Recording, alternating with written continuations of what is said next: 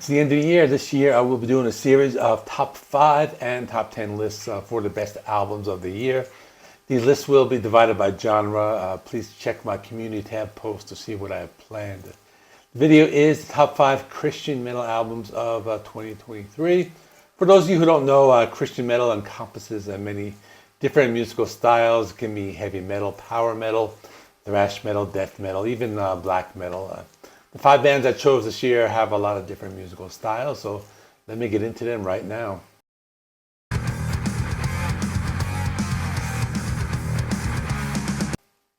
Coming in at number 5 is Diviner with Avaton.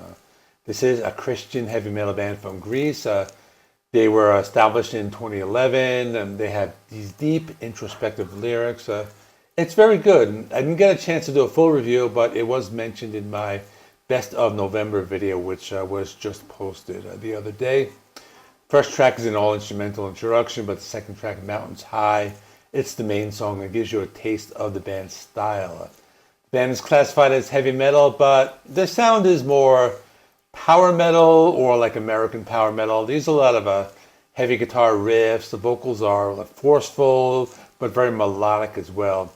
I like track number 4, Cyber War. That's particularly heavy, reminiscent of something in between like Metallica and Dokken. Waste No Time is a good track. It features distorted and clean guitar tones, reminding me of early Queensryche. Hope Will Rise was a good one, a powerful metal sound with fast drums and an epic feel. And they finished the album with 2 8-minute tracks, Hall the Brave and Battle of Marathon. So all in all, pretty good album. Also released not too long ago, so I haven't spent too much time with it, but worthy of making this list.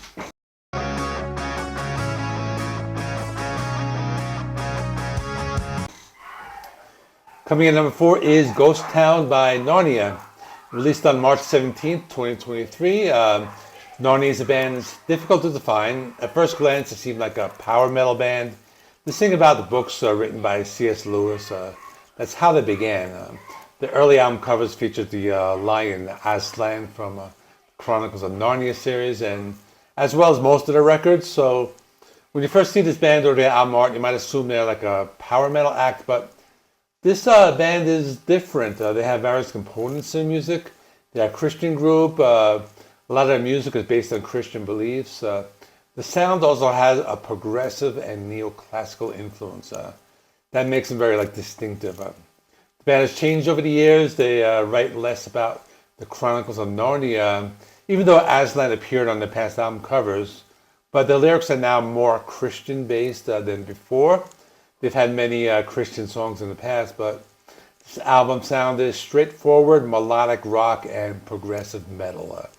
There's less neoclassical sound compared to their previous albums. I gave this one another listen in preparation for this video, and I had forgotten how good it was. I really enjoyed the songs where they added in some piano and keyboards. I think that made the songs stand out. Overall, pretty good and worthy of making this end of the year list.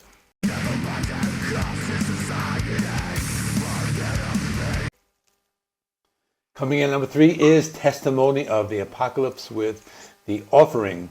So this band consists of 2 members from Philadelphia. They're a Christian metal band with heavy thrash and groove metal vibes. So if you like Christian metal and appreciate old school thrash, this album is a must-have. They formed in 2021. It's their second full-length studio album. Kind of music that, if a Christian church was playing metal music, I think this would be really great to listen to. I think there actually are a few Christian churches around. But if you look at the lyrics, I would say it's worship music. I've noticed sometimes people think Christian metal is all going to sound like Stryper because that's the most well-known band of the genre, but there are a lot of Christian bands that really go as heavy as many of the other secular bands of the same genre. I think this band, Testimony of the Apocalypse, really fits this description.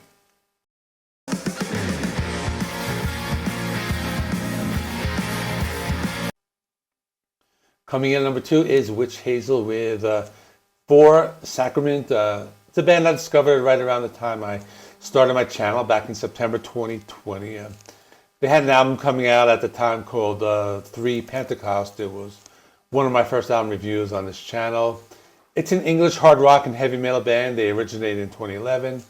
According to the band, they are not a Christian band, but there's one believer in its lineup, vocalist and guitarist Colin Hendry. So for that reason, I feel they fall under this category and are deserving to be on this list. The band is bringing back a 70s rock sound mixed with some folk music. They have this like medieval sound to them. I think if you're a fan of hard rock from the 70s or power metal, I think you can get into this band. I like the second half of the album a little better than the first half. I thought the first half had songs that sounded kind of the same, but the second half they start to experiment a little more. I actually like the last track, Digging Deeper. I think that's when they went into a little more of a progressive rock direction. Overall, it's a great album. I've heard a lot of other channels talk about it, and other channels have given this praise.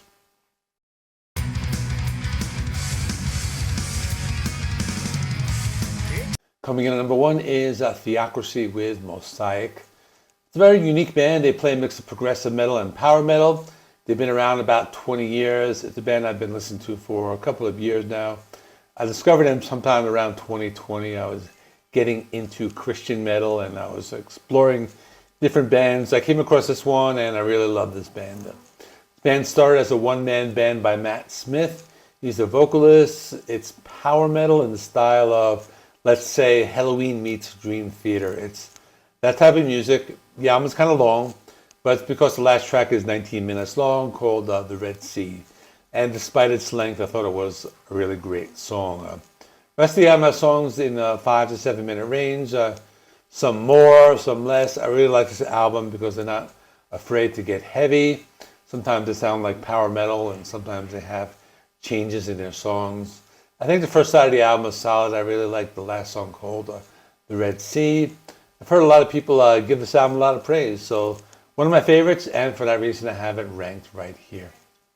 So that's all. Let me know in the comments what you think. Check out these videos that are going to be all around here. They will be the full reviews of the albums that I mentioned.